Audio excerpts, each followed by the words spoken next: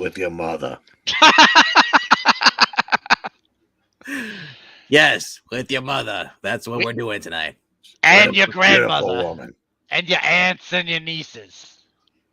Hello, guys. This is me, RDV, again, back with a different Zach. Yes, this is He's legendary. no longer top billing in this. No, I'm not.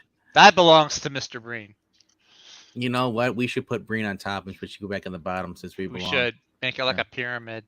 Yeah, you know, we might as well. He's better than you. He's better than you too. What are you doing up there with him? Well, someone's got a host. I got a host, okay? Whatever. Fine, we'll full screen Breen and we'll just let him do the whole entire show. Good night, everybody. All right. For the one person watching, that's not me yet. We're continuing with our theme year from 1986 with another miniseries. Went from 86 into the beginning of 87, 6 issues limited series. John Byrne, Carl Kessel, John Ostrander, and I'm trying to remember Lynn Wein, right? Yeah. And you know great. You know what makes the timing fortuitous, not propitious, but fortuitous. Today is John Ostrander's birthday. Really? Really? Oh, interesting. So that's why you chose this. Yeah, because I knew a week in advance that it was his birthday week. Go with it. I mean, I knew. Yeah. Well, that's cool. How old is he now? 73. Wow, cool. Wow, awesome. Is he going to write a follow-up? Legends 2. Legend Superhero Boogaloo. Dairy. Legends 2 Boogaloo. Darkseid's my friend too. No. 10-year-old Billy, his favorite hero has always been Darkseid, and you know, you probably could read that. Do you know that they'd probably do this to the book today? Darkseid's wearing a MAGA cap. Oh, bet you $1 million. I guarantee you there are definitely a couple things that would be much different if it was done today. Yeah. But we're not here to talk about that. We're here to extol the virtues of one of the great limited series of all time. Yes. Nice absolutely. of you to join us, Zach. I'm sorry, my dog came in the room and didn't want to do this, whole thing. If he has better takes than you, he can take over for you. You know, he likes me, so I don't know if he's got better takes or not. He likes to be around me, so. But yeah, this is my first time reading this miniseries. I've heard you and Englentine talk about it a couple of times. And it was really good. I really enjoyed it. I love a good Darkseid story. So seeing him behind all of this stuff going on Earth was really cool. I just love the whole heroism bit of it. A lot of it felt a lot like, or certain parts of it, I should say, felt like X-Men, because it was, the population not liking superheroes, not liking the Justice League, which you don't really read about, I guess, too much in DC. I always felt that was more of a Marvel thing. I want to point out this copy I here. This is the original printing. Mm-hmm. This has a 6-page introduction by Mike Gold in here. So little backstories on it. So, if you ever want to read up about this, always cool when you see like all the symbols. Oh yeah. And if you want to know where Mike Gold was before that, he was running this company first with John Sable. Nexus. Former group editor, director of development for DC Comics, Mike Gold is vice president of marketing of Dream Factory, Inc., and editor of Mike Grell's Shaman's Tears, published by Image Comics in the Empower Incorporated educational comic series. But yeah, I said so. This Legend series was done to establish the new status quo coming out of Crisis. They'd let's see if I'm get the timeline right here. The first publication month was November of 86. Yep. which they didn't have the times on the Man of Steel, but it was right around the same time. Yeah, it was interesting because like this Legends, like obviously it's basically it's takes place, also mentions the whole Superman by John Byrne issue where he goes he's brainwashed by Darkseid under his control. Yeah. So that's mentioned in year 2 as well. Yeah. Well, yeah. Well, that was one of the crossover issues. Yeah. I thought that was kind of cool. While this was going on, the Justice League that you see at the beginning of the series. That's the Detroit team. Yeah, a couple of the members were killed off in the last 4 issues of their title, which ran the first 4 months of Legends, and then that cleared the decks for the new Justice League that would premiere right after this series. I think even the next month. Now, is this where DC got? They were able to start using Blue Beetle. Is this like his first appearance in the DC universe? No. Blue Beetle had his own series at the time. Okay. I know he started out. Ago. I know he started as like a Charlton character. Yeah, poor Blue Beetle, man. Ed Cord started Charlton, but the Dan Garrett one goes back to Fawcett. So he's been okay. I still like this though. Yeah, you get the Flash, Wally West. Anytime I see Wally West as the Flash back in the day, it just makes me want to go back and read the Mike Baron issues again. Yeah. Go ahead. No, I would say, why don't we incorporate that into our retrospective? So let's see. We start with a little trip to Apocalypse. Darkseid, talking to Desaad. Talking about how he's, one of his latest scheme, and Desaad asks, he goes, "Have you forgotten about Earth?" And of course he says, blah, blah, blah. He goes, it's those heroes. And he goes, but he has a plan to undermine people's faith in heroes. That's the setup for this entire series. Is he wants to, break, humanity's. Yeah, you can see him there.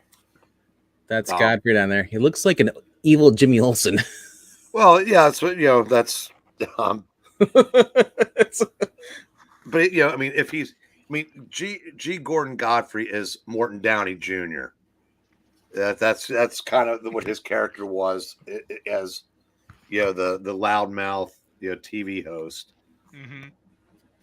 But so we get that set up. Then we get Firestorm fighting Brimstone. The first issue is kind of introducing a lot of characters. You get the Flash stopping Deadshot. I don't know why they went with just the Flash and Changeling of the Titans of the characters. Titans. Yeah. There was nobody else. There was no Cyborg. Yeah. Well, Changeling, I imagine they probably had him in there just because they maybe wanted like a comic relief character, maybe. I'm gonna guess the reason why they only went with the 2 characters is Teen Titans did not get relaunched after the Crisis. Their series just kept going. But they were introducing a new Flash series, so that's why Wally was there. And not only that, we get the little thing here, tells you basically it's like, how's your day going? It's like, well, I'm all right, but I'm just trying to get used to this, fact that Barry's gone and I'm, had to fill big shoes and all that stuff, and just kind of like, just basically it's setting it up for like the Mike Baron run, or I'm not sure, Mike Baron run was going at this time, I think the same time. It's establishing like what happened with Barry. This is why Wally's the Flash now. They even say several times throughout the series how Wally's always saying he's not as fast as Barry, like he's a little bit because the Anti-Monitor did something to him, and he can't run past the speed of sound, which I think is awesome, because the fact that it puts limit on a character and it makes the character have to work harder to do stuff. Right. Yeah, the Flash series started in early '87, so I think a couple months might have even started as the series was going. Yeah, that's what I was thinking. Yeah, as it got to the next couple of issues, but I mean, and there was a Shazam 4-issue series in the works. There was a Cosmic Boy miniseries there were all 4 issues were Legends crossovers. Great galaxies. All the Guy Gardner was the Green Lantern chosen for the Justice League. So this was basically introducing all the characters that were going to get a push Mhm. in the early days of the new DC. This Yeah. was your Justice League, yeah. At the Yeah, time. the Detroit team pretty much minus Aquaman Yes. vibe. Yeah, that's the thing too. Like, and I look at how Vixen's like, oh, just give her the Wolverine look. Yeah, she does look like Wolverine a I little was bit like, there. seriously? They're just really just trying to copy everything, but without. And then Martian Manhunter doing his best to look like Dwayne Johnson in a room full of normal people. Before we get that, we get introduced to a character who would become very important and remains so to this day. Oh, And not that's Macro Man. No, Amanda Waller. Amanda Waller. That's right. Waller. This is her first appearance, right? Yes, and Yep. she got taller over the years. You know, Those gams. look at that floating head. But yeah, that's you find out immediately when Flag goes, "Are you out of your cotton picking mind, lady?" Mhm. Her answer, Yeah, this is great. This is a great. You knew right off the bat this character was going to be awesome. I love how she's like, yeah, it's like, you ever call anything about me cotton picking, mister? I'll stuff those bright shiny egos up on your shoulders so far up your butt they'll be able to nest in your skull. Yeah, right. And right. then he gives it right back to her at the end of that same page. Yep. Right. Yeah. They clash. It's just like it's crazy how that works. How they clash, but then they still there's like that. So like I said, this very tense. The storyline is to undermine people's faith in heroes. Mm-hmm. Billy Batson sees Macro Man, changes to Shazam, gets in a fight, gets grabbed, and realizes he can't break the grip, so he changes back to Billy, and Macro Man seemingly falls to his death. Yeah, that traumatizes Billy to the point to where he vows never to become Shazam again. Yeah. Which is important because not being Shazam, he doesn't have the wisdom of Solomon. Mm-hmm. To go with that. He called in Shazam, and then basically it caused the creature to start on fire, and he blames himself. When we learn later that's not the case. It actually the creature was actually an android. It had a bomb in its chest. Well, we'll get there. Wait to give it away. That's like 4 or 5 issues away. Whoa. That's only part of the story. There's so many other parts. But no, yeah, you're right. It is. I'm sorry. Was this a non-spoiler review? I shouldn't be showing pages on. You jumped ahead. Jump ahead. Yeah. I mean, we're on square one. Did you get in your little boom tube and jump ahead? You know but what? No, it is though. Like you were saying though, it is Darkseid wanting to take the heroes down, and Captain Marvel at this point, he is Earth's mightiest mortal. He is one of probably the most powerful heroes out there. So this is a way for Darkseid to take him off the board by making a teenager think that he killed somebody. And so yeah, it starts out kind of dark that way. Actually, now that I'm thinking about it, he is Darkseid for a reason. That's true. And then yeah, we get to now that Macro Man is out the picture. What they have is then they introduce Brimstone. Gets brought in there, and you see there's Cosmic Boy. He's having a little field trip, I guess, in the past. Well, Brimstone had fought Firestorm in the first issue, so he was. Oh, okay. Yep. Yeah. But what this also is like, one of the backdrops for the series is while Darkseid, bloviates, instead of doing what supervillains usually do and talk to themselves, they brought in the Phantom Stranger. Yeah, is basically his foil for not in the physical sense, but in a while he's bragging about what he's going to accomplish. It's like a gentleman's wager. Yeah, Phantom, kinda. Yeah. But except it's our livelihoods that he's wagering. Yeah, it's kind of like, it reminds me of the what was it, the George Perez, the Avengers Justice League crossover, where it's like Grandmaster and Metron. I think they're kind of just like treating other people like a chessboard kind of. Yeah, that goes all the way back to the Avengers when the Grandmaster used to wager against. God, I can't remember who it was, but his brother.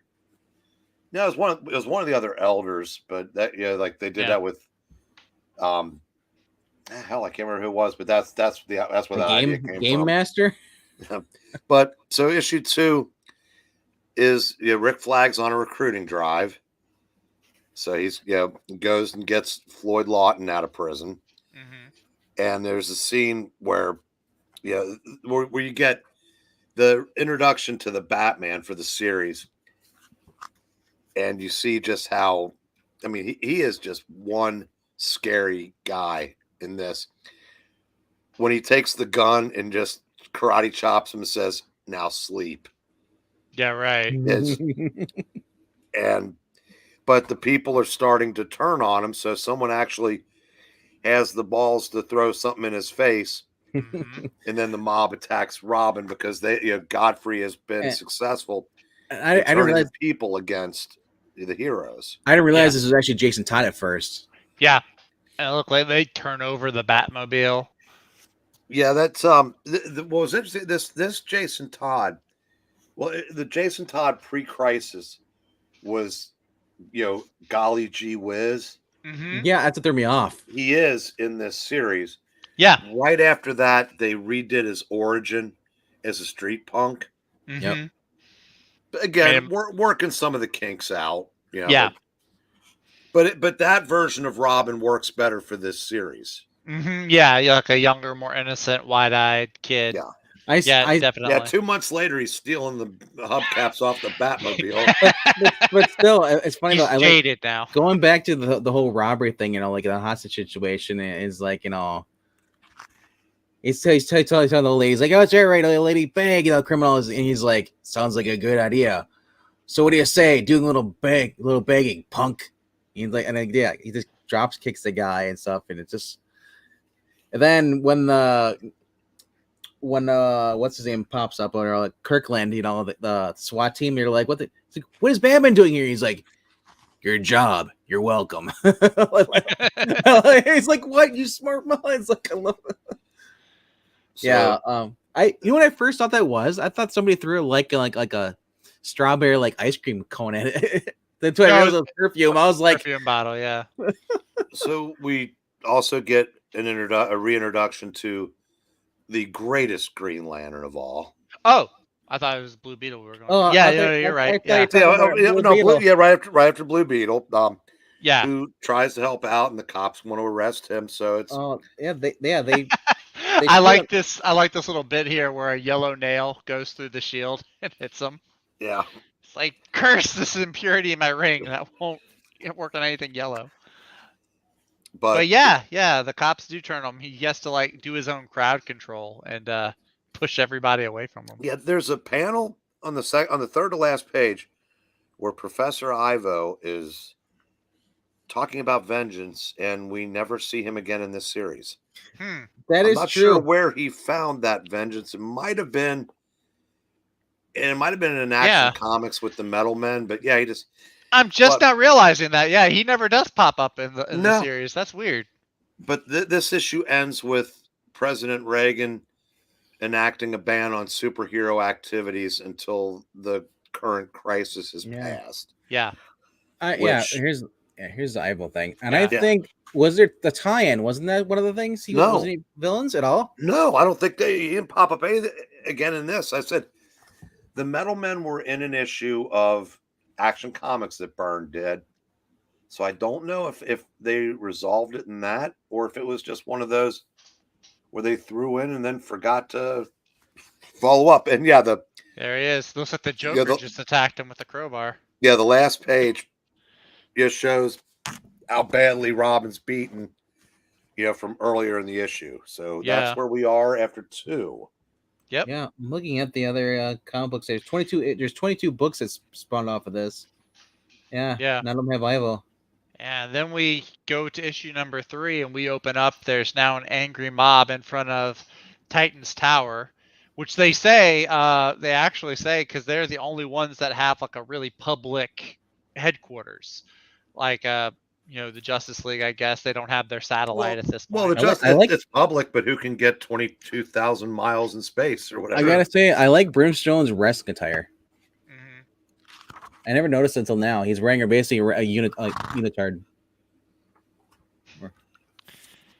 Yeah, and the Titans are under house arrest, but Sergeant Steele is Yeah, that the guy? Sarge Steele, another old Charlton Sarge Steele? character. Yeah. Yeah. Commander is related to Commander Steele, right? I don't know if they retconned that in down the road or not, but Yeah. he had this. He literally had a steel hand. Oh, okay. If you ever get a chance to read any of the Sarge Steeles from Charlton, they're nice. They're nice little spy stories, and there's always a beautiful foreign enemy agent involved. And Sarge Steele he got it done. It's just funny though. He's like, yeah, he's changeling, and well, you gotta stay here. And they're like, dude, really? I'm thinking like you have a steel hand, and like he can change any animal he wants to. He can turn the elephant and sit on top of you, and while he can just run. Yeah, like, right. Oh, ooh la la. Yeah. He gets it done. Yep. Against Lex Luthor. There Here, you full go. screen that for just a sec. Well, yeah, sure. Hold on a second. Always wants to be full Yeah, that screen. could be a Bond movie. Is that guy hugging him?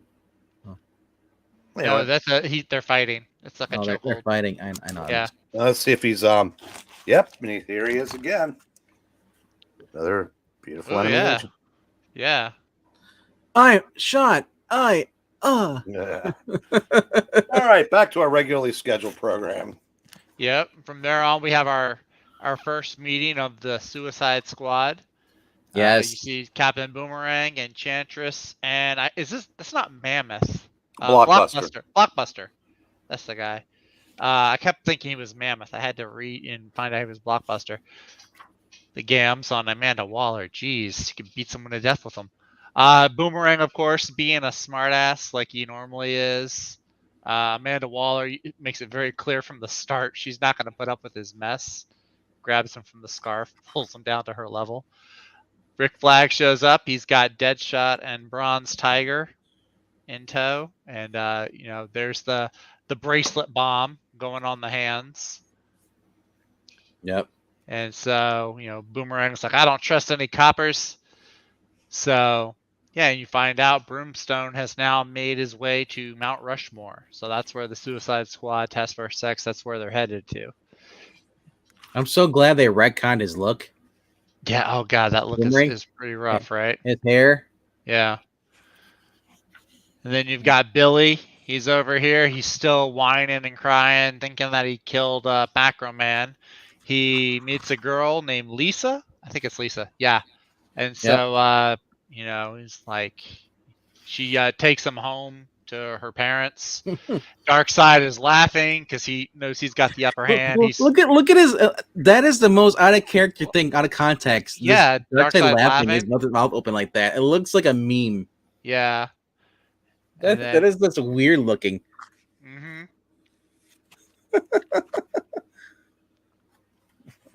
So yeah, and you've got, Suicide Squad. Deadshot has a laser gun that's supposed to take out Brimstone. You find that, you see them all going up against some Blockbusters throwing rocks, Captain Boomerang's throwing boomerangs, all at the same time. What is it? Enchantress is protecting people from fire. Then we go to a hospital where Jason Todd is all bedded up. There's Bruce Wayne with him.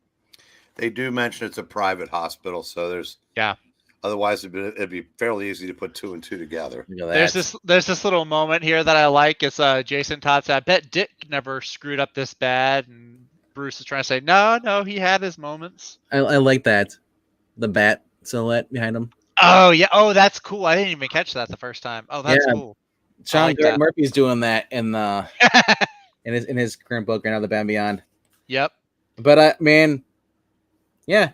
When Bruce wants to dress sharp, he can. Tony Stark, who? You see, Blockbuster goes at Brimstone. Brimstone reaches down with his giant hand and just like incinerates him. He's nothing but ash. I like what I said that he uses his fingers that are like spades and just digs through the bottom of the bedrock to pick up everything. I was like, yeah.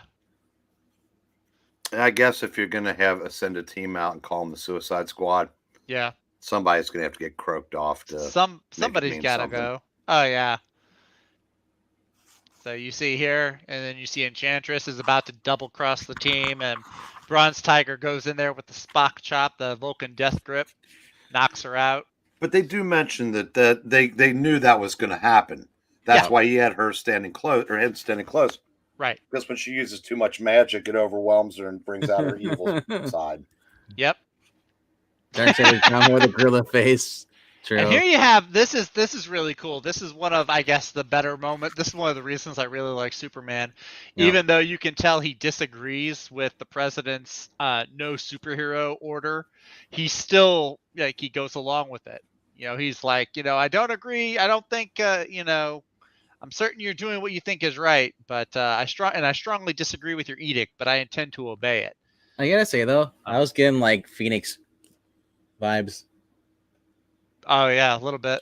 Yeah. Now, one of the things I said, I appreciated that Reagan wasn't portrayed as an idiot. Mm-hmm. Oh, in yes. this series. Yeah. Like Frank Miller's, they had him as kind of a in the Dark Knight Returns. Frank was a little,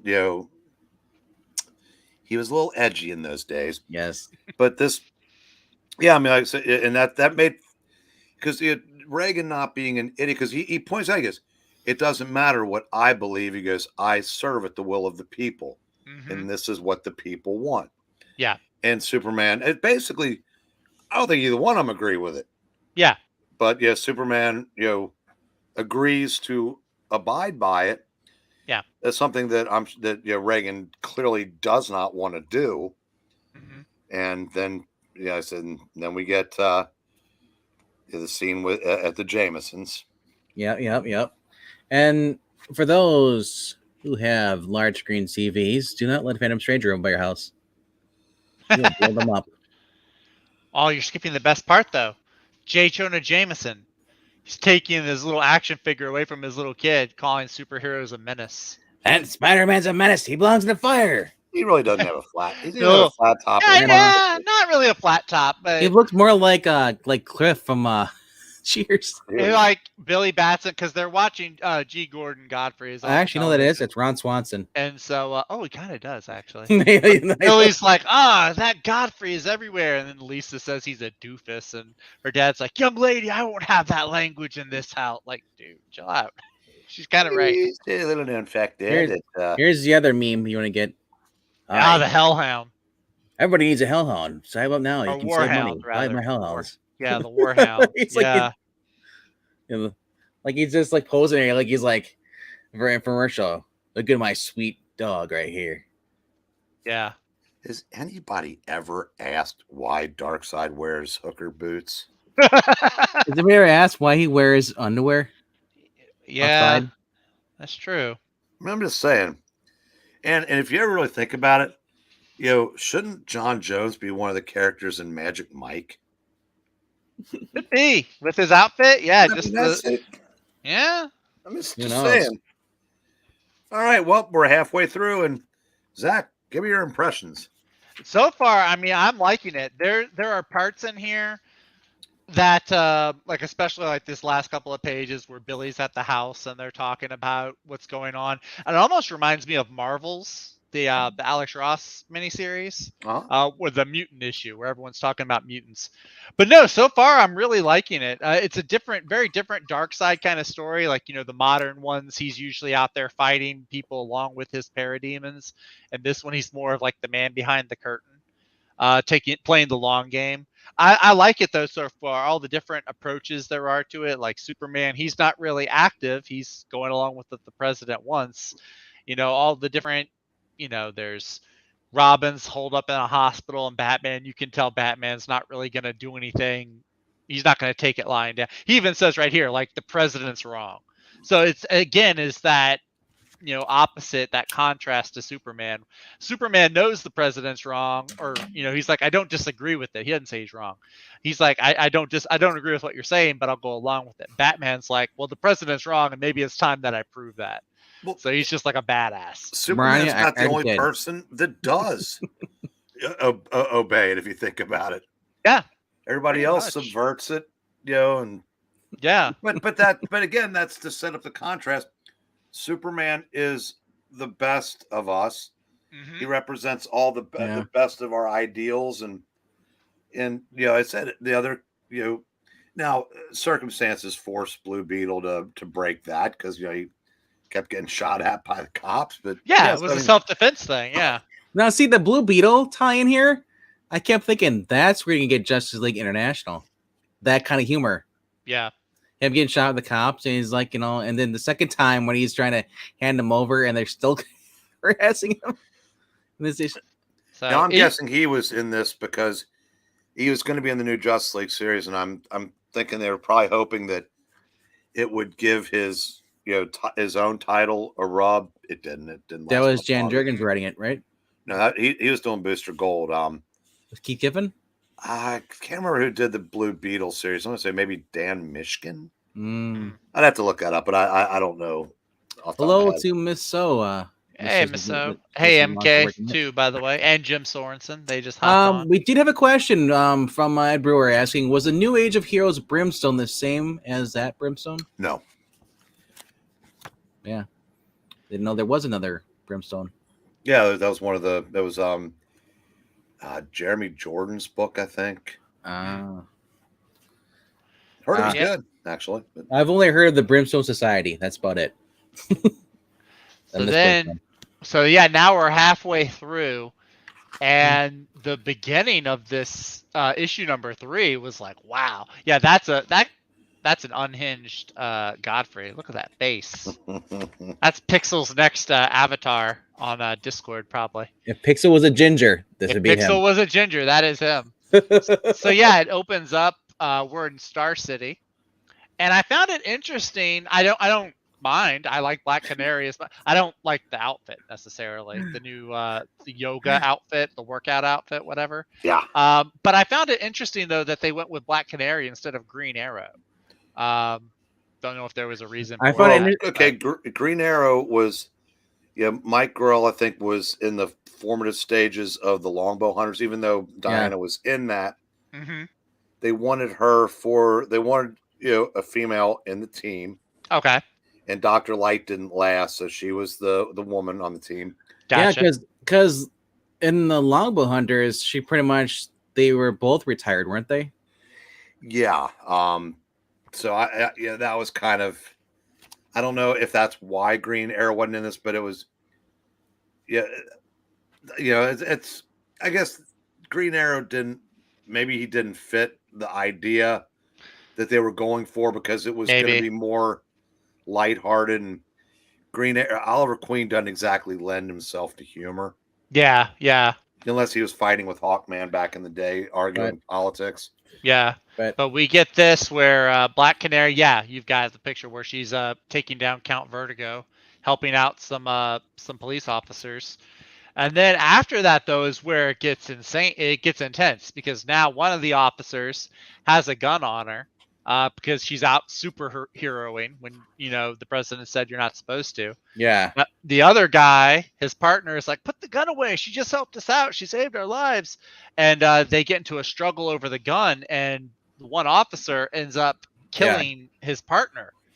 And and he it makes him hate Black Canary even more because he's like, oh, she made me do it.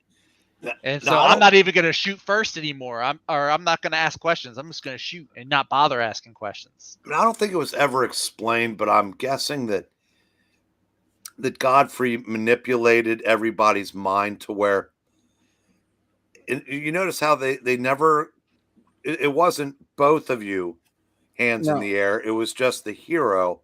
Mm-hmm. It was like, it was still legal to be a supervillain. Okay. Yeah, right.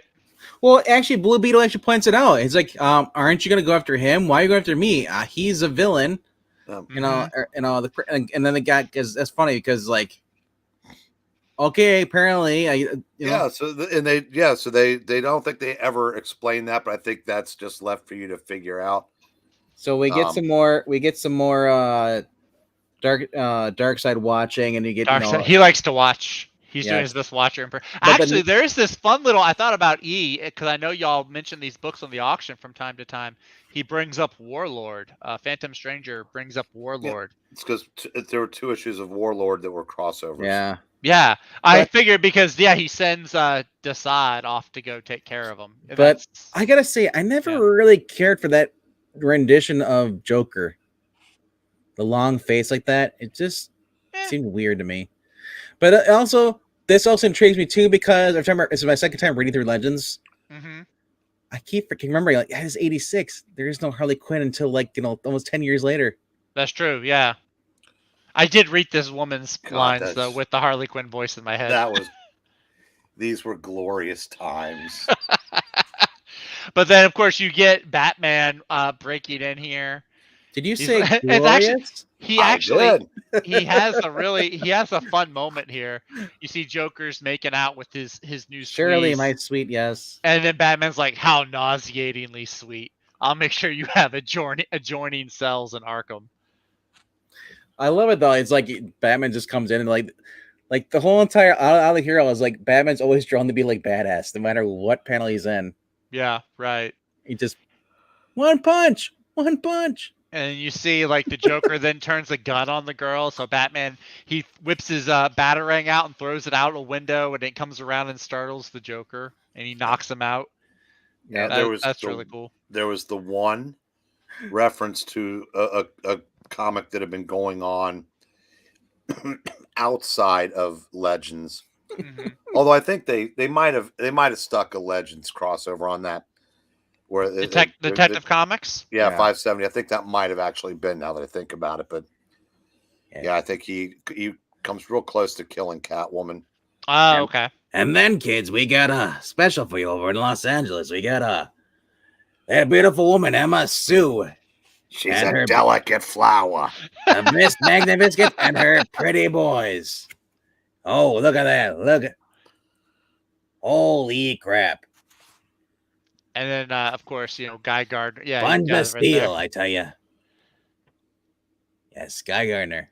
Guy Gardner, I mean, he is still kind of, he does have some abrasiveness to him, but like I said, he doesn't seem nearly as unlikable as he is in Justice League International. Well, okay, the reason why is up to now, he's been interacting with criminals. Mm-hmm. But when he uses the same shit with heroes, gotcha, it makes him come off as more of a dick. Right, right. Then we get to the next page where we get that's more like it. That's better. I know Zach's like, that's better. That's Zach in the corner whistling. That's not Jason Aaron She-Hulk. That's John Byrne She-Hulk. No, that's you whistling. This is Jason Aaron's. The guy out there, this guy, that's Zach whistling. The bellboy, the bellhop. No, I'm the guy with the trench coat in the back with his wife staring at him. You get thou wife to the gym. But yeah, this is. But then you find out she's a robot. She just like opens her mouth and all these bong noises start coming out, and then you find out it's the Kronos, the time thief. So this is another little he says. So they're breaking the law. He's like, well, what about Kronos? He's a villain, you idiots. Right. Blue Beetle is he's really kind of just like this series Spider-Man stand-in. Like he's just trying to do the right thing, but then the cops show up and he's got to run from the cops because he's a menace. Kronos is an old Atom villain from the Silver Age. Okay. At the time, Atom was still in the subatomic world. Mm-hmm. So I guess he was unavailable for this series. Gotcha. I love this though. It gives you introduction to all these characters too, like the whole Kent, Nelson as Dr. Kent Nelson, Fate. yeah. And the whole thing is like when why he puts on the helmet and then and like Naboo actually says, "Don't worry, I'll take care of your husband. I'll bring him back to you." It's like there's a mutual respect between Kent Nelson and Dr. Fate. Yeah, and Enzo's just like, my world hasn't been normal for years. Yeah, because Fate's like, I'll be back once the world is back to normal, and Enzo's like, it's not normal. But yeah, that's where Dr. Fate enters the mix. we go back to the Suicide Squad. Yes. Where, I love that scene. Captain Boomerang is apparently learning that he's not getting off as scot-free as he was told he would be. I love she says, she's like, "What the hell do you think you're doing, Connell?" He's like, "What we promised to do if these people came through your little suicide mission alive, Miss Waller. I'm setting them free." And she's like, Colonel. I like Connell. Like Colonel Sanders. It's Colonel Sanders. I say what I want to say. I'm Southern. Whatever. I'm Southern. Go cook me a sandwich. You still have snow outside. No. But yeah. Like they says, like, unlike, and this is funny. I've been waiting for everybody to say this to her. Is like, unlike some people, I keep my word. Yeah, right. Hey, Zach? Yeah. You remember the other night when you had popcorn? Yes. Did any of the Connells get stuck in your teeth? Yeah, I constantly get Connells stuck in my teeth. Isn't that a pain? It's such a pain. It's such a pain. You know, it actually reminded me of back when I was in high school and I learned about the 13 colonies. You know, in America. You mean the 13 colonies? Colonies, yeah, you're right. Colonies, that's it. Yeah, the 13 colonies. This is another cool thing. We get Boomerang finally going against with this about a freedom. He decides to go destroy things. You're like, oh, maybe Amanda Waller had the right idea, keeping Boomerang locked up. And I like the fact that Wally says, like, after this, he talks about the whole anti-monitor, how basically whatever he did to him, since then he can't run past, the speed of sound and all that stuff. Yeah. Well, and I took that as this Wally. He's still learning how to be. This is one of those learning blunders. He gets hit in the back of the head with the boomerang. Well, he's just, like I said, he mentioned that at the beginning of the first issue. Yeah. Was that he's not, he's not as fast. 10th of the Flash. The Kid Flash was even. Right. But then he gets saved by a kangaroo, and it scares the crap out of the Boomerang. What is that?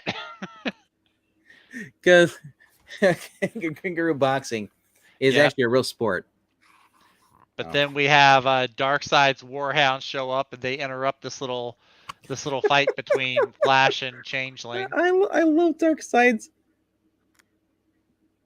That's just creepy. Yeah, I know, it's out of context. You just show him laughing like this. It's just, yeah. But yeah, that is the end of this issue, because now we've got the Warhounds are coming from Godfrey. He's got like a riot going on now. I love these covers though. Recruiting people to become his Warhounds. Okay, now we also, if this were done today, Changeling would be accused of cultural appropriation for turning into a kangaroo to fight an Australian villain. That's true. Also, he'd probably be called Beast Boy, which I prefer to Changeling. I like Changeling better. I know everybody else seems to. I like Beast Boy with the purple outfit. Changeling was his original thing, and then Beast Boy was for the cartoon. No, he was Beast Boy in the Teen Titans. Before Titans cartoon came out? Well, he was introduced in Doom Patrol 99. And Doom Patrol, right. He was in Doom Patrol first. Way back. They would have him appear in Teen Titans. And they called him Beast Boy? Mm-hmm. And he changed his name to Changeling for the Wolfman Perez series. Yeah. But I just like Beast Boy. I just think it sounds cooler. But that's just me. So we said we get Billy. He realizes I'm an idiot. She got hurt because I'm being an idiot and not using my powers. Mm-hmm. I have responsibility, and he decides to basically, call back on Shazam. The big cheese returns. Yeah. He becomes Zach again. Yep. And he even says there, now that he has the wisdom of Solomon, he realizes that he's been had. He's been made a fool of, because the whole thing with what's his name, Macho Man.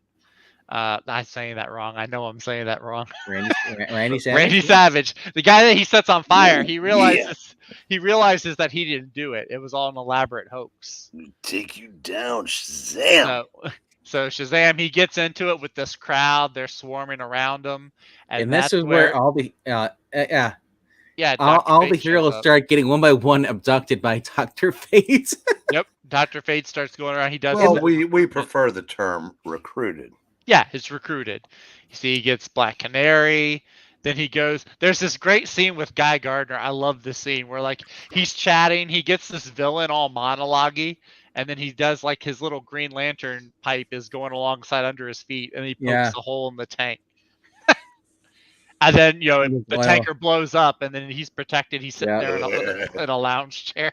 Hey, by the way, Rhaegar, Oh, she's an actor now. They should recast Stacey Abrams. As She played President of the World in Star Trek, so I don't see why not. well, hey, in her mind, she's been the governor of Georgia for the last 3 years. That's true. That's some commitment to a role right there. It is. Yeah. So yeah, Green Lantern gets recruited. Blue Beetle gets recruited as a woman is accusing him of being a peeping Tom. I like how he's like running away. He's like, now they're gonna call me a pervert. She had a nice tush though. like I said, now this is the long-eared Batman, but it's not crazy like Kelly. Yeah, was it's not the drawing him. super crazy long ears. Yeah, and But then, I do like this costume, the original costume, the gray with the yellow. yeah. And that's one of the reasons why I like the Silver Age with the World's Finest with Mark Wade's been doing. Mm-hmm. I like that return to the costume. And then you've got, it looks like Changeling, Flash, and Boomerang are fighting the Warhounds now. Actually, Boomerang gets grabbed. Somebody actually grabs him by that scarf. he's like, He's he's on his own. it's like something out of the dark. And Changeling has this line that made me chuckle. It's like Monty Python was right. Nobody expects the Spanish Inquisition. Flash like, it's not funny. But then Dr. Fate shows up and he grabs the two Titans too. And then he even shows up in the Oval Office where again there's Superman talking with Ronald Reagan. And Reagan's like, dude, Superman, it keeps getting worse. I think I made a wrong choice here. Yeah, and it even gets Reagan comments and it's like, and now we start receiving reports that various superheroes suddenly disappearing in all around the country. Yeah. And because he says that, Superman's, well, it could be Darkseid. He snatched me earlier today. Yeah, I was actually about to ask about. Is that another tie-in? Because that's the tie-in with the Superman book by John Byrne. Because I noticed that's another where he thing first that happens meets Darkseid. Yeah. Yeah, and then when Fate shows up, Reagan says, "Sir, your actions are in direct opposition to my executive order." And Fate says, "Unfortunate, Mr. President, but I serve a higher authority, Gorbachev." And then we get Professor Pixel. Yep, he's like yelling at the crowd. He's like, "We have work to do. We won't be made felt to be inferior." They've grabbed Boomerang. They're getting ready to, Yeah, the first official sacrifice to what we do with our community. We're gonna kill him. Yeah, right. He's got the crowd going crazy. Wow, boomerang throwing, key lime pie eating. Yep. What a beautiful woman! Look at those gams. Oh God, yeah. She's like, we got to go eliminate him or get him back because otherwise he's gonna talk. Yeah. And all of this is taking place on the Lincoln Memorial steps. I was like the Lincoln Memorial. I'm like, we're gonna get a Schoolhouse Rock thing. I'm just a bill on Capitol. So yeah, but then you get Dr. Fate. He shows up here. He's got the team. They're This like is a great hero. Down with the government. Right? They said. I mean, I understand they hate superheroes, but they're like down with the government. I'm like, yeah. Didn't the government make it illegal? Great little team shot there. That was there's not even room for the women's march now. I know, right? And so Darkseid, he's back on Apocalypse. He says Darkseid wins either way. Either they're gonna, fight to the death, or they're gonna be destroyed. And then Jason Todd, he's on his way out of the hospital. He's like, I'm not gonna be held up in here. There's Darkseid laughing again too. I know, it's like. Now here's the thing too, and I think I've heard you or E or somebody explain this before. Wonder Woman's here on the cover. Wonder Woman hasn't appeared at all in the last 5 issues. She just shows up at the end. Just appears at the end, and then she's gone just as soon as she appears. She was too busy doing her nails with that mascara. She was taking notes at the JSA meeting. Yeah. Oh yeah, that's it. Yeah. Now I don't know about you guys, but I guess would have made an awesome poster. Which one? The cover for issue 6. I like this one? You mean right here? Yeah. Oh yeah, definitely. I would have loved a promo poster. Look at that face. I love that poster. Yeah, that is a creepy face. That Darkseid's been smoking that Mary Jane. He's out. So yeah, we get now. I mean, we've got the team all here, and they start fighting with the Warhounds. You see it. Flash helps Black Canary evade one of them. I love this. It's like yeah. You see and you see the difference. You see the difference in I guess styles to how that, because Captain Marvel over here is like, don't hurt them too much because there's people inside, and Guy Gardner's like, who cares? They're trying to kill us. And like Clark's like, now the Warhound is empty, I can finally flex a muscle to it. And like Batman's like, easy for him to say. He can move mountains. Shrug. Right. I was like, really? Batman's grumbling? That's so. It seems kind of out of character. And he drops it. He drops it on Beast on Changeling. He's like, watch where you drop those things. But I have to handle the Berserker the hard way, and all, he's like lights, and he literally says, "Lights out, losers." and then as the Warhounds are getting trashed, they have the Parademons come in through the boom tube. That's when you know you're losing, when you bring Parademons in. Blue Beetle's like, looks like a bunch of escapees from the Wizard of Oz. I know. But what do I know? I live in Chicago. Yeah. And so that's where Fate's like, go do what all of you were born to do. Go fight for the weak and the oppressed, and go in the name of justice. And Batman's like, best invitation I've had all day. And who would have thought that all you had to do was pull the helmet off? Yeah. Oh, yeah. It just gets swiped off by a random parademon. There'd be, hell, you come up behind him, smack him on the back. How's it going, Fate? Whee! Yeah, it does seem weird. It just gets swiped off that easily. But fortunately, even as Kent Nelson, I still remain some portion of my Fate's mystic energies, giving me super strength in the power of flight. Yeah. So he's still able to fly around. G. Gordon Godfrey's fleeing the scene like a coward. And then they're ordered to kill the Boomerang, and Lon's like, no, you ain't gonna do it. Yeah, even as Boomerang, it looks like he's getting ready to like sell out the squad. Flag stops Deadshot from shooting him, and he has Enchantress turn the Warhounds into strawberry jello. So, and then Bronze Tiger actually jumps down, and he is about to get Godfrey, but then Godfrey uses his hypnosis or his powers of mind control. Oh yeah, you see him with Boomerang being confronted by Flag. He's like, good to see you, Colonel. Yeah. He's like, sorry about those threats I made. I was only kidding. He's like, he knew you wouldn't let old Digger down. Yeah, right. Yeah. Yep. Then he socks him in the face. And we get more Batman swinging around, taking out, rioters and people with guns in the streets. You see Green Lantern. He's out there doing cool stuff. He's smashing more Warhounds. Wow. Yeah. And then he calls the guy Kenny. Yep. And nice try, Kenny. But as your pal said, I'm not human. As a gun shoots him. Yeah. Right. And then this is where she makes her appearance in here. You see the silhouette right there. She's rushing out from an alleyway, and this is probably one of the best one pages in the whole series. Yep. I love this page. You see Guy Gardner's back there like, huh? I love his like just eep. So that's an awesome page. Where Wonder Woman comes in, she takes out a Warhound. Yeah, not bad, babe.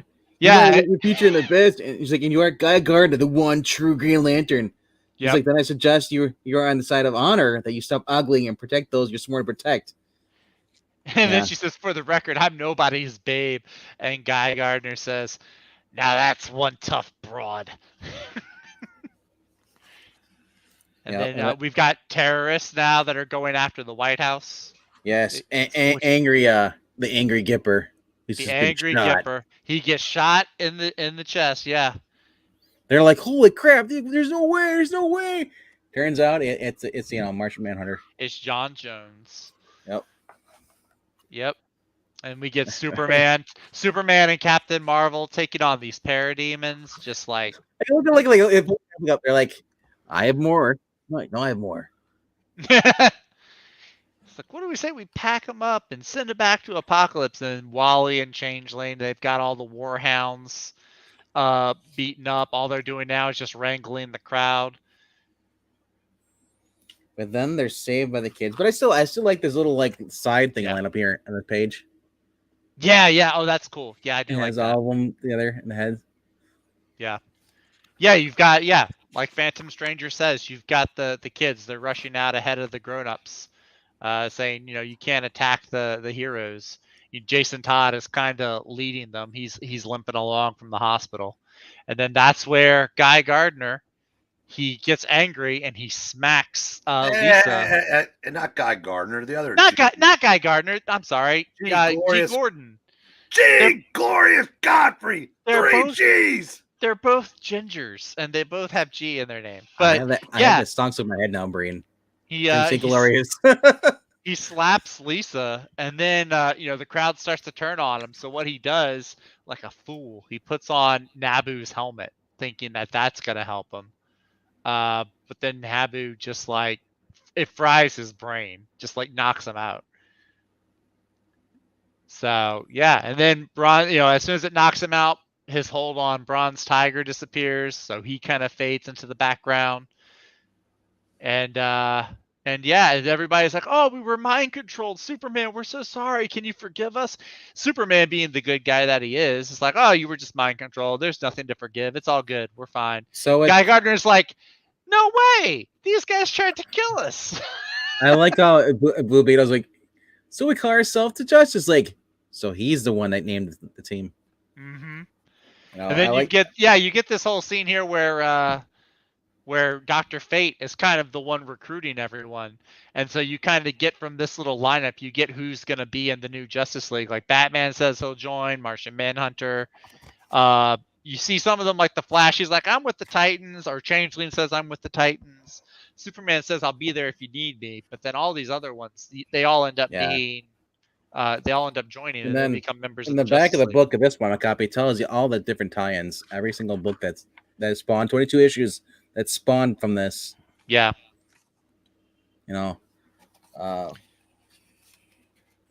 This one would make a great poster too, actually.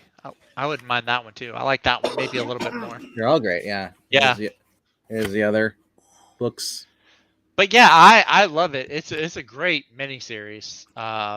Really great stuff. It's more heroes being heroes. Yeah, and this this from a time when events were yearly, not monthly. Mm-hmm. And it was the first event of the new DC. Mm-hmm. And like I said, it set up the Suicide Squad, the Justice League. But Wonder Woman's book premiered right after that. Superman's new books was that the George Perez Wonder Woman that spun out of this one? Okay, that's the one that people keep saying is probably the best one to read. Perez and then the Byrne. Yeah, personally, I like the Byrne run better than Perez. Oh, okay. Because Perez leans way into the Themyscirian mythology and the Greek mythology, how it all ties together. Mm-hmm. And I'm not as big a fan of that. Byrne kind of went more like had more of a golden age feel to it. Okay. And there was a big story arc with the JSA too. Oh, okay. Did Byrne have her wearing the glasses, blending in? I don't think so, because it was he took over, I think, with issue 101 and went for about 3 years on the book. I think somebody did that, at least somebody, because I know they've seen it in some of the comic book adaptions they did for the animated movies, where Diana started wearing the glasses and putting her hair up.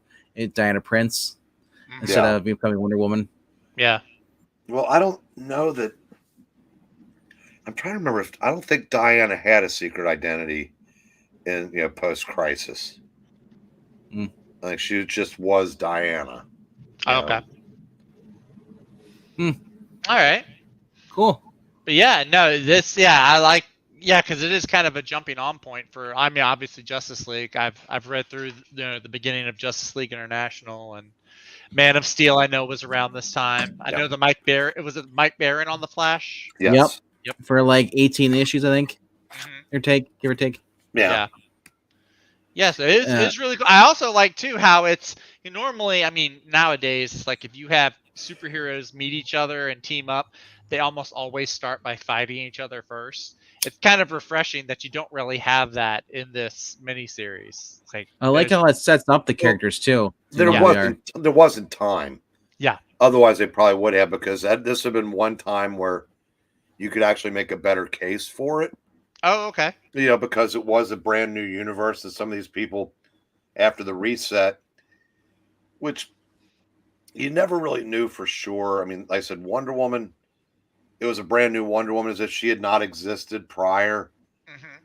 But the Teen Titans had, so how did all that fit? Was this the retcon where she was World War II instead of World War I? No, this was just brand new. Okay. She was brand new to man's world in this, and then they just kind of started fudging with the continuity again after that. But this was like Superman was a brand new character, Wonder Woman was brand new, but Batman had been there. Yeah. So they kind of, it was kind of weird how that worked. Because I guess the Crisis, even though there was a Superman before that, and a Superman on Earth too, I said it just kind of one of those things where you don't try not to think about it too much and just go with it. When was Frank Miller's Batman Year One? Was that before this? Those were issues 404 through 407, which was a couple of months after this series. All right, so that's you got a little reset, yeah. But that was year one. He had been operating for years. Yeah. I'm just saying that was their like kind of like reboot of the story, But again, they said that the Superman and Wonder Woman resets were absolutely necessary, because those characters were they were as well known as any comic book character. But if you'd ask them, I said, what happened in Superman in the first half of the 80s? Mm-hmm. They'll mention a couple of Alan Moore stories, and maybe the Wolfman run in Action Comics. That's all anybody remembers. Was he also involved with the Legion stuff? No, he was long gone from the Legion by then. And if you ask about Wonder Woman, nobody could tell you anything, because nothing happened. It was just there. Whereas Batman had, two great books in that time. But I said, so they both those characters definitely needed a restart. Yeah. So now are we 2 for 2 with you, Zach? 2 for 2. Yeah, absolutely. I loved the Man of Steel. Never read that one before. This one I had heard some about, and but still, I mean, I knew most of the characters and everything, but it was nice. This kind of like refreshing, right after Crisis on Infinite Earths, this nice little refreshing kind of reintroduction to a bunch of them. It's really good. Really enjoyed it. Yeah. I said, as the one of us that was there. Me. I was born in 85. Yeah, but I don't think you were in the comic book shop every week. I was born in the comic book shop. No, I had Action number 1 in my hand. No. Oh my gosh.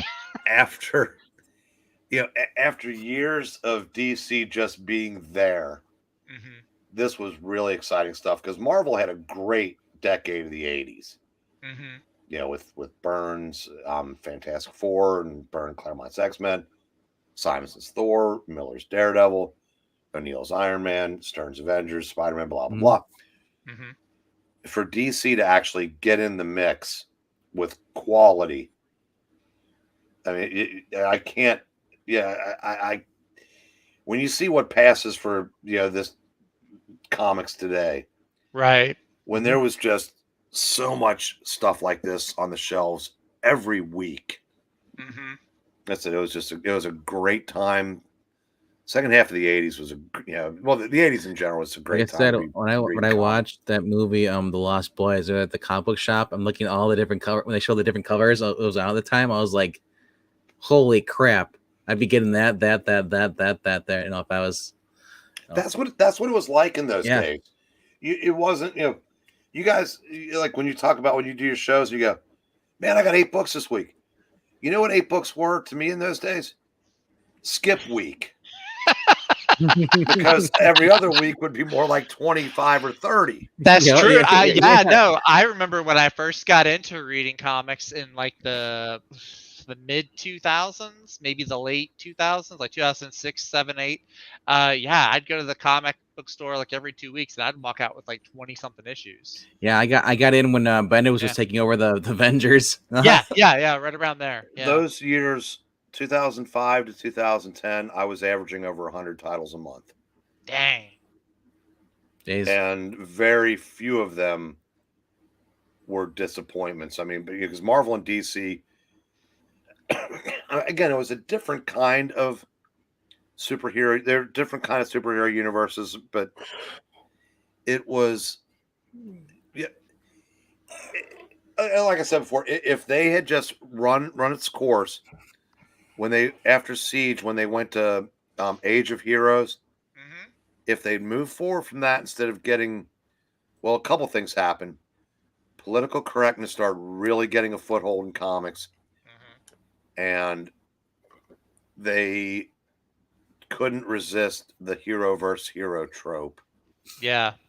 And they ran that into the ground. But it says I still today say, apart from One More Day, all the crap, Civil War is the one I hate the most, because why would you have a character whose whole life says, take my mask off, Aunt May could have a heart attack, she finds I'm Spider-Man, or my loved ones.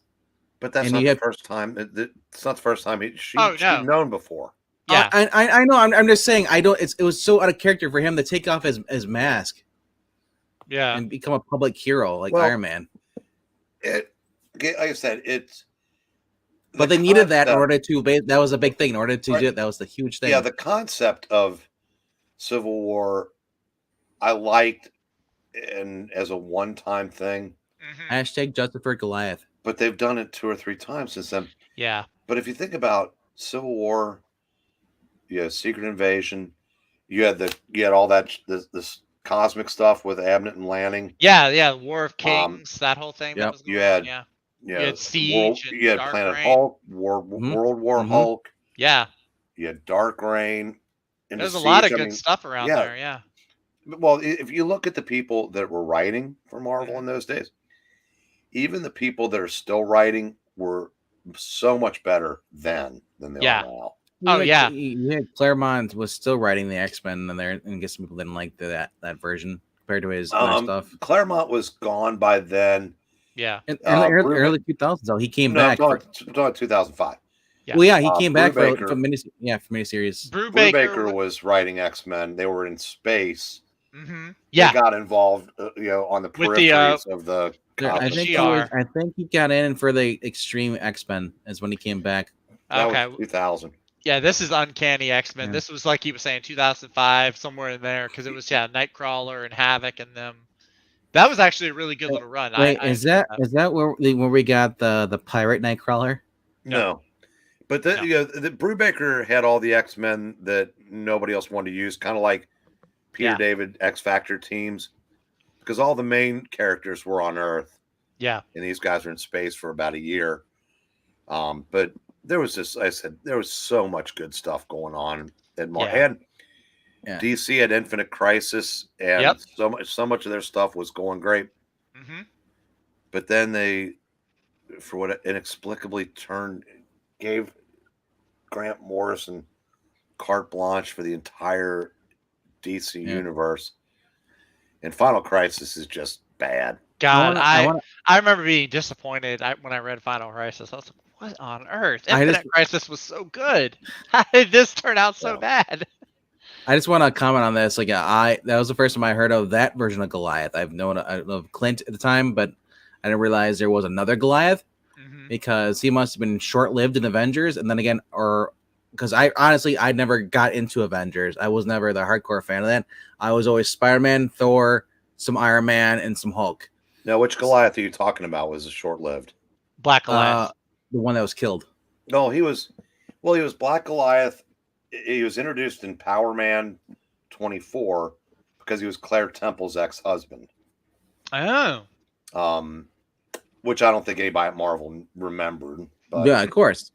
Not even Claire. So he was in a 2-part story, in 24 and 25. then they got some positive feedback from that, so they put him in his own series. Unfortunately, that only lasted 5 issues, but then he went immediately from there into the Champions for a couple of issues, and then he was kind of forgotten about, but he came back as Giant Man because he went to work for Project Pegasus, which was kind of a side plot line in Marvel 2-in-1. And then he developed cancer and survived that, but they had to give up being Goliath, who he had changed his name to by then. Marvel, you have an obsession with cancer. It's the third character I've heard of like Marvel. Never DC. It's always Marvel. You had Marvel, who died of cancer. Yeah. You had Jason Aaron decided to give Jane Foster cancer. Yep. And like I said, I learned like Goliath had cancer. He's the only one to survive it. DC had a villain named Chemo. So That's not true. The other one, Eddie Brock, had cancer from when when he was separated from the symbiotes, he had cancer. Yeah, okay. Yeah, for a while, because Matt Gargan was wearing the symbiote during Dark Reign. So before we go in the weeds, before we turn this into an ashy and into the weeds. Well, actually, did you say well actually? Yeah, you did. What do you want to do next, Zach? Oh, Vinkman was asking me that the other day. I really don't know. Part of me was thinking maybe there's something I've read that Venkman hasn't. We could flip the script and make him read something. Or I was thinking if there was like a particular character that had multiple runs, like each of us, reads through a certain run, and then we kind of meet up and we talk about. The other thing I was thinking, like, we can always just do. We don't have to do a 6-issue miniseries. We can always just do a 1 issue of something. What do you think of this? I've got that. The first issue of Suicide Squad, yeah, which we did read on this channel with Amanda Waller. You guys did this one on your show? Yeah. I think so, yeah. But that was a while ago. Palpatine, Froggy, and Marania. And I think even we had another issue. We did a second issue of that. I think where MK joined on as well. He read for Bronze Tiger. Oh, nice. Froggy was Amanda Waller. Go check that out.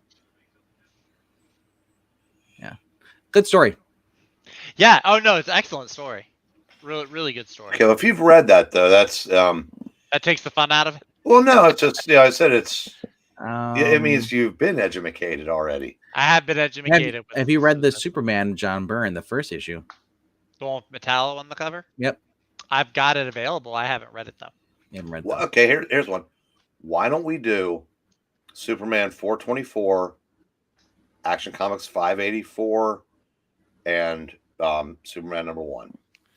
424, 584, and what was the last one? #1. It'd be the first 3 issues of the new Superman post Man of Steel miniseries. Yep. Okay. 3 different titles, but Sure. yeah, first issue as well. Yeah, that sounds good. Superman 424, Action Comics 584, and then what was the #1? Superman #1. It was Superman. Okay, got it. It's your first issue, Superman. Maybe You just want to make it harder for me to do these backgrounds. That should be pretty easy, I would think. Yeah, it's just 3 books. Yeah. yeah, that sounds good. We'll just keep Zach in the back. We'll talk, and we can have that. We could have the third picture in the bow. I'm already at the bottom. Why not push me to the back as well? Yeah, why not? Jim, yeah, I've already read. I haven't read all of Justice League International, but I've read the first 10 or 11 issues. I've read a few other scattered ones throughout. But yeah. If it wasn't too freaking long, I'd love to just talk about the Serger Saga. The Serger Saga? Yeah. That's Walter Simonson's lore, right? Yeah, Walter Simon. Yeah, what Simonson and it has to deal with Casket of Ancient Winters. Oh, okay. Well, that's there's that crosses over with Avengers 250. Yeah. Okay. Which I just bought. Which But I no gotta say, idea where it is. But I read through that. I gotta say, I love the fact that like throughout New York, when the endless winter, everyone was fighting against the minions. You know, in their not the little yellow guys, no. It snowed in everybody's Yeah, book. I mean, that was yeah, what Jim Shooter did. yeah. Yeah. It was so great. I was like, oh my gosh. Oh, I've got the Avengers 250, the West Coast and East Coast crossover. Yeah. Yeah, that's a fun cover. I actually really love that cover. But Probably one of my favorite Avengers ones. I tell people that if you're interested in collecting comics, Marvel is almost unattainable now because it seems like it doesn't matter what set you think of or what series, there's always something in there that's shot through the stratosphere in value.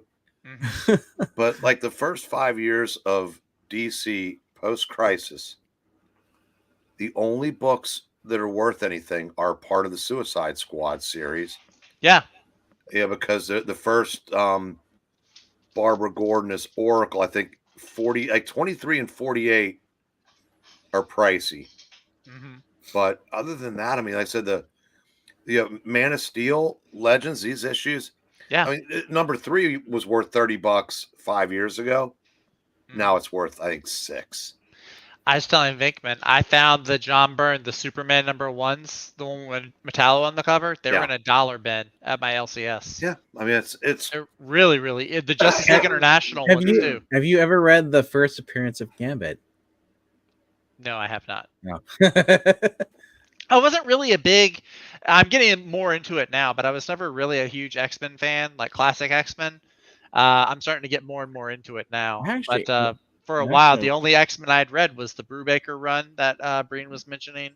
Some of Matt Fraction's stuff, which I got bored with kind of quickly.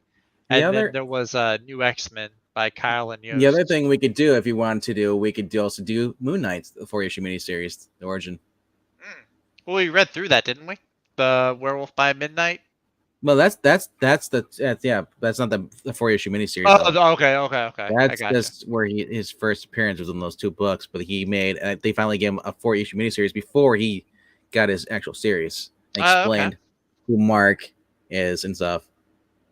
Alrighty. But I just want to point out that Maranya, I was gonna recommend that there's always the Armors Wars, Stark Wars, Armor Wars 2. Yeah, I don't really care too much for that Iron Man guy. Oof, shot down. I prefer Rhodey or even Ironheart. But Ironheart's a little bit better. All kidding aside, if we were going to do an Iron Man, I'd love to do something from the O'Neill run where where Tony abdicates the armor to Rhodey, because there were Armor Wars were good, but I truly do think the O'Neill run is better than anything before or after. I still haven't read Demon in the Bottle really yet. Good stuff in there. It's well, probably a Demon in a Bottle was good, but they didn't, to quote our other boy Zach, they didn't commit to the bit. They cured him in 1 issue. Yeah. But when they revisited it 40 issues later, it was just beautifully done. I mean, Tony's descent into alcoholism, hitting rock bottom, staying at rock bottom, and the way he pulled himself out is very true to life. And but with larger than life trappings, because it's a superhero comic. Rhodey didn't just put on the armor and become the bestest ever. He didn't know how to work it because he doesn't have Tony's genius. And then the armor started giving him massive headaches because it was fitted for Tony, not literally just making his head hurt. Right. The way, I guess, the way all the circuitry and whatnot worked wasn't compatible with Rhodey's physiology. Yeah. And just, I said, there's just so much grace. And then Rhodey, when Tony got sober, Rhodey started resenting the hell out of Tony because he thought Tony was going to take the armor back. And by that time, that's the thing I don't understand. I don't get and understand. He's like, the guy who originally was Iron Man is going to become Iron Man again. And it's like, well, dude, why don't you just make your own identity? And that's what he did. But that's the thing, though. The armor was messing with his head, Yeah. And that when they resolved all that, he did. But Yeah. it was, and he even said, he goes, why am I treating Tony like this? It's his armor. I mean, I'm only using it because he couldn't. I said, why am I treating him like shit?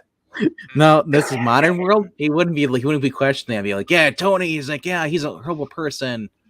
Right. Can, But I said that's why I don't put any credence in modern.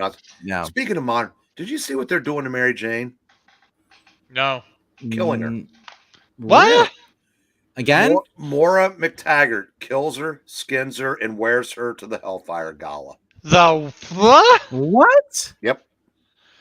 I knew that Spider-Man was about to be wearing like goblin tech because apparently he's going to be teaming up with Norman Osborn, which that doesn't make a lick of sense to me at all. I didn't know about the Mary Only Jane. in the context that Norman is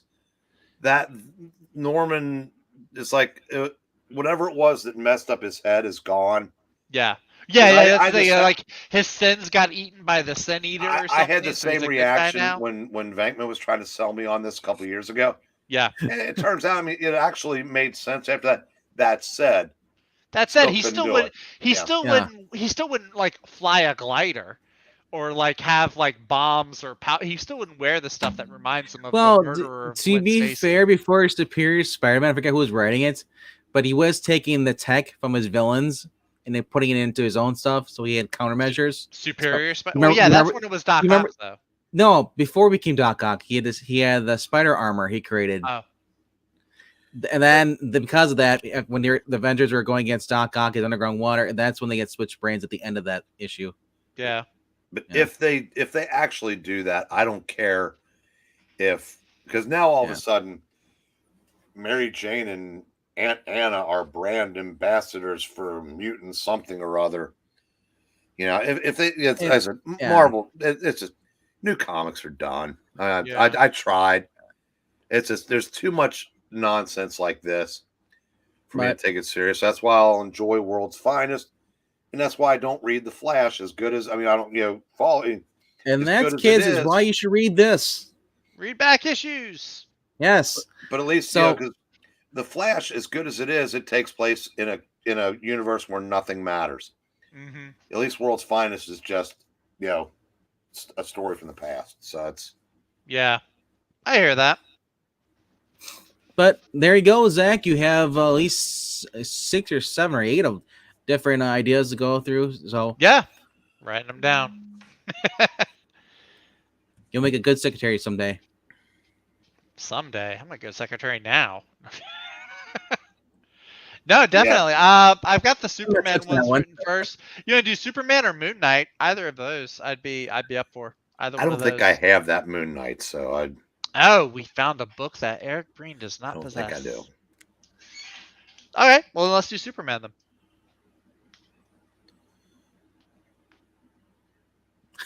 Silence is good.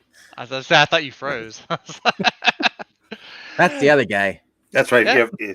Venkman, you freeze, and I'll act like the guy at the end of a Police Squad episode where all the cops would freeze, but the bad guy can still move, and he goes, so he takes off. But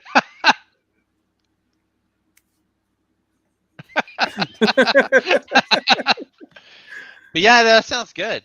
No, I'm looking forward to it.